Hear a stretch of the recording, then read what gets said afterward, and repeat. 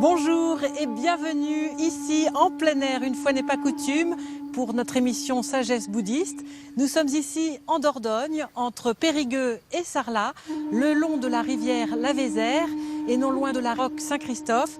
C'est ici, dans cette région très belle, que sont venus s'installer des lamas tibétains il y a un peu plus de 50 ans. Ils ont fondé des centres de retraite et d'enseignement. Et c'est donc aujourd'hui que nous allons parler avec notre invité Mathieu Ricard de l'importance d'un maître spirituel, de son authenticité.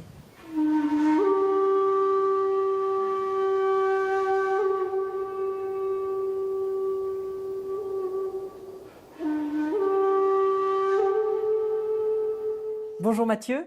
Bonjour. Vous êtes moine tibétain de l'école des Nyingma. Vous êtes l'interprète du Dalai Lama. Vous êtes aussi très engagé dans l'action humanitaire et pour la cause animale. Et puis, vous avez donc eu des maîtres exceptionnels à qui vous devez tout votre parcours.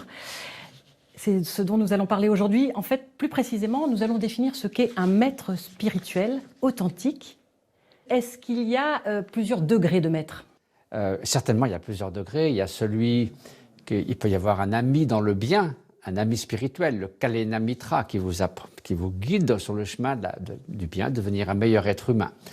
Il y a aussi celui qui peut vous enseigner, l'érudit, qui vous enseigne les fondements même du bouddhisme, un acharya, un kempo. Il y a celui qui peut vous conférer des vœux, les vœux du refuge ou des vœux monastiques. Et puis il y a le maître du grand véhicule qui vous donne les vœux de la bodhicitta, qui vous enseigne les enseignements profonds de la philosophie du Madhyamika. Et enfin, il y a le maître exceptionnel du Vajrayana, qui vous introduit à la nature de votre propre esprit, peut vous conférer une initiation et qui devient ce qu'on appelle le maître racine, c'est-à-dire le maître principal qui va vous guider toute votre vie. Alors, qu'est-ce qui le distingue avant tout ? Alors, il y a évidemment, idéalement, c'est quelqu'un qui a une sagesse illimitée, qui a été au bout du chemin, on peut dire c'est un être éveillé. Mais Dudjom Rinpoché, un grand maître qui a vécu ici, disait que parmi tous les êtres qui ont une grande réalisation, un très grand maître est celui qui a une compassion illimitée.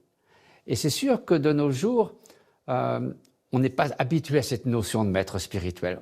Nous sommes dans une civilisation qui prône l'individualisme, l'autonomisation. Et pourtant, on sait très bien que pour apprendre quoi que ce soit dans l'existence, on a besoin de quelqu'un qui en sache plus que vous. Imaginons quelqu'un qui veut faire le tour du monde, mais il peut commencer par lire des récits de grands navigateurs. Mais bon, ça reste très théorique, il faut des connaissances pratiques. Ensuite, s'il dit, bon, moi je vais partir tout seul, sans sextant, sans compas, sans rien, il va probablement faire naufrage. Donc c'est vrai qu'un marin expérimenté qui lui apprend à naviguer, qui lui montre comme une boussole ou comme le pôle Nord qui oriente sa boussole, et donc quelqu'un qui a toutes ces qualités et qui permet aux disciples d'actualiser tous ces possibles, est éminemment précieux. C'est assez clair. Donc les qualités doivent être la sagesse, la compassion, quelqu'un qui n'a absolument aucune considération pour les préoccupations mondaines, le gain, la perte, la célébrité, l'anonymat, le plaisir et la douleur, le blâme et la critique.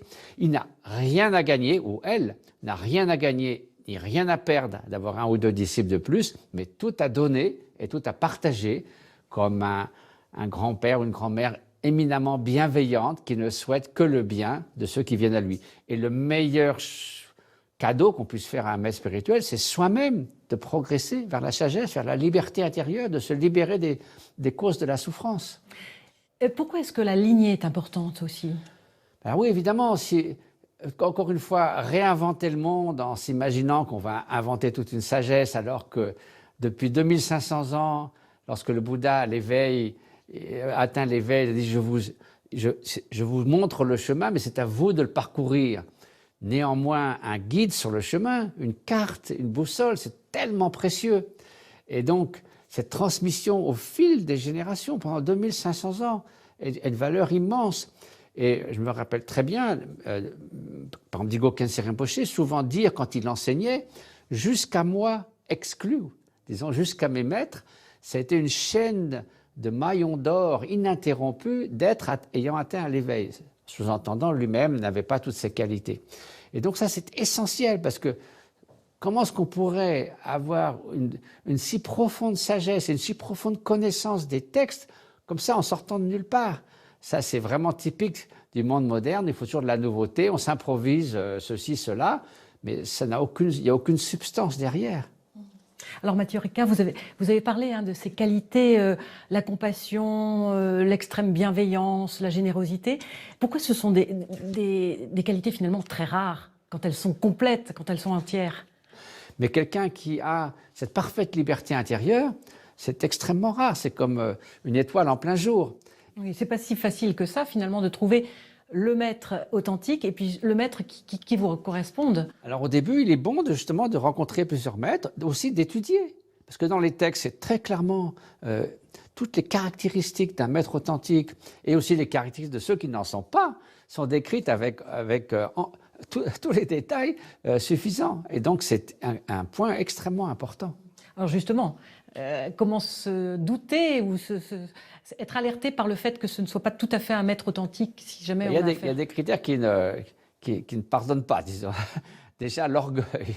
Quelqu'un qui est très fier d'avoir un certain nombre de disciples, qui est très fier de sa position, qui a une sorte de son de pouvoir, quelqu'un qui est pris par les préoccupations mondaines, du gain et de la perte, de la renommée ou de l'anonymat. Et puis quelqu'un qui simplement, et en gros, c'est faites ce que je dis, mais faites pas ce que je fais. Il n'y a aucune cohérence.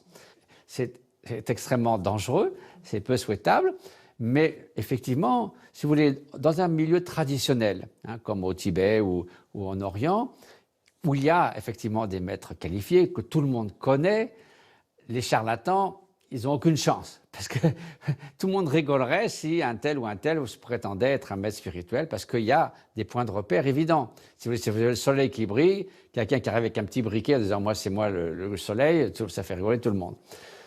C'est vrai que dans d'autres cultures, comme en Occident, les gens arrivent entourés d'une aura, ils viennent du Tibet, ce sont des lamas ou des moines, et puis s'ils ne sont pas mûris cette réalisation spirituelle et s'ils ne sont pas doués d'une compassion et à toute épreuve et d'un détachement à toute épreuve, ça peut mal tourner.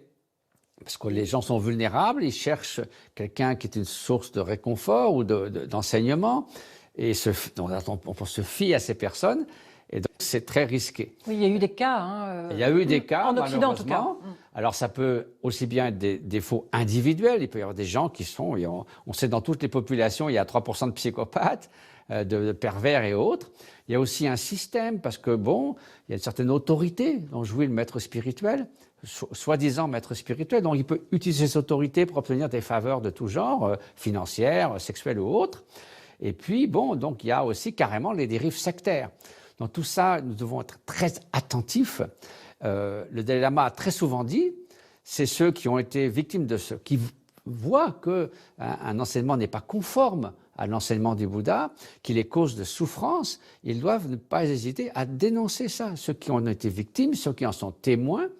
Et aussi, il faut, malgré tout, qu'il y ait une certaine forme d'accueil pour toutes ces victimes qui souffrent d'abord, ensuite sont laissées pour compte, donc pour qu'elles puissent s'exprimer suffisamment tôt. Ça, c'est valable dans toutes les communautés humaines. Donc tout ça, c'est un petit peu, si vous voulez, ce qui se passe dans un contexte où le bouddhisme a été un peu déraciné de ses origines, et dans une civilisation qui est différente, où les gens manquent de points de repère.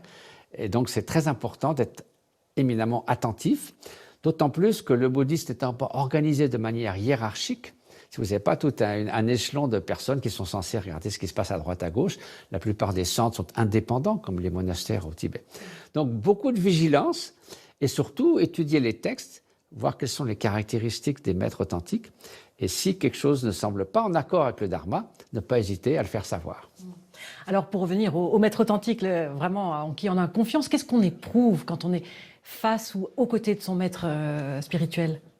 Souvent, on dit dans les textes, c'est quelqu'un, on ne se lasse pas de sa présence et on n'a pas envie de s'en éloigner. C'est un petit peu comme une personne éminemment bienveillante dans la vie courante. Ça fait du bien d'être avec cette personne, une personne qui n'a pas beaucoup d'ego.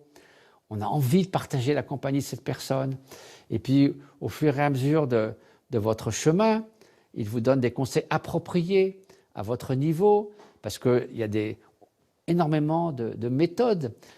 On dit un peu, c'est comme si vous avez une clé pour ouvrir une porte, peu importe que la clé soit en fer, en argent ou en or, ce qu'il faut, c'est qu'elle ouvre la porte. Donc, à chaque étape, de votre chemin spirituel, le maître, c'est l'enseignement approprié pour vous, pour faire une étape suivante.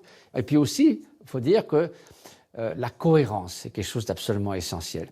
J'ai connu mon premier maître Kangyo Rinpoché pendant 7 ans. Ensuite, j'ai vécu 13 ans auprès de Dilgo Khyentse Rinpoché.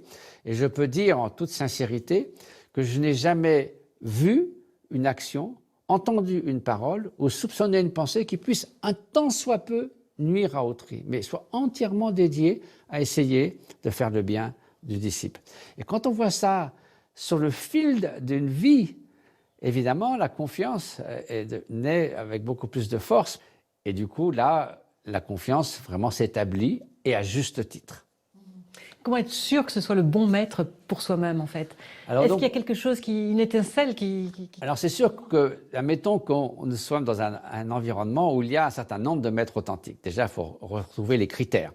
Ensuite, c'est sûr que si on reçoit quelques enseignements avant de s'engager plus profondément, il y a quelque chose qui fait une sorte d'affinité, on pourrait dire. Alors évidemment, du point de vue du bouddhisme, on dit que c'est des affinités qui peuvent remonter à des existences passées. Mais à un moment donné, on a une sorte de confiance, de vénération, d'admiration, d'élan spontané vers un maître spirituel. Et du coup, si vous voulez, si cette confiance se maintient, c'est vraiment le meilleur moteur pour progresser sur la voie et aussi pour écarter les obstacles. Est-ce que cette inspiration, justement, cette confiance dont vous venez de parler, est-ce qu'on peut la comparer ou parler de dévotion? Alors, dévotion, c'est encore un mot aussi qui est très compliqué parce qu'on s'imagine une dévotion aveugle. Et le Sachante Dalai Lama dit très souvent que la foi aveugle, ça ne mène nulle part. La dévotion, disons le respect, on parle plutôt d'une ferveur respectueuse. C'est-à-dire, c'est vrai que si vous êtes en face du Bouddha lui-même, par exemple, c'est une telle source de connaissances pour nous-mêmes, briser le statu quo de la souffrance, de l'illusion, de l'égarement. C'est tellement précieux dans un monde où on est constamment sous le joug de la souffrance. Quelqu'un qui pointe du doigt aux causes de la souffrance, qui vous dit qu'il est possible d'y remédier, qui vous montre la façon de remédier aux causes de la souffrance. Qu'est-ce qu'il y a de plus précieux que cela? Pour conclure, Mathieu Ricard, est-ce que vous pouvez nous rappeler quels sont les conseils de Sa Sainteté le Dalai Lama sur le choix justement d'un maître spirituel? Il dit qu'il faut bien étudier les enseignements, faire la distinction entre les maîtres authentiques et ceux qui ne le sont pas. Les charlatans, finalement, courent les rues. Il y en a beaucoup plus que ce qu'on pense. Un maître spirituel authentique est assez rare, parce que c'est le fruit d'une longue voie. Il dit donc de faire cela. Ensuite, si jamais il se trouve que ce maître n'est pas authentique, c'est une cause de souffrance, et que tout ce qu'il enseigne va à l'encontre des enseignements, il ne faut pas hésiter à le dire, à faire ce qu'il faut pour que ces souffrances ne se perpétuent pas. Merci infiniment. Merci de nous avoir éclairés sur ce thème du maître spirituel. Merci. Avant de nous quitter, voici quelques conseils de lecture en rapport bien sûr avec le thème de l'émission. Tout d'abord, Lettre à un ami de Nagarjuna chez Padmakara Éditions. Il s'agit d'un texte classique très enseigné au Tibet, un recueil de conseils à l'intention d'un jeune roi, commenté par Kangyo Rinpoché, qui fut le premier maître spirituel de notre invité Mathieu Ricard. L'Esprit du Tibet de Mathieu Ricard, édition de La Martinière, un livre magnifique en photo sur ce qu'est un maître authentique, décrit à travers l'expérience très forte qu'a vécue Mathieu Ricard. Et puis, Pas pour le bonheur de Dzongtsar Jamyang Khyentse, édité par Padmakara, un ouvrage important pour tout pratiquant qui se lance sur la voie sans fausse illusion sur l'accession au bonheur.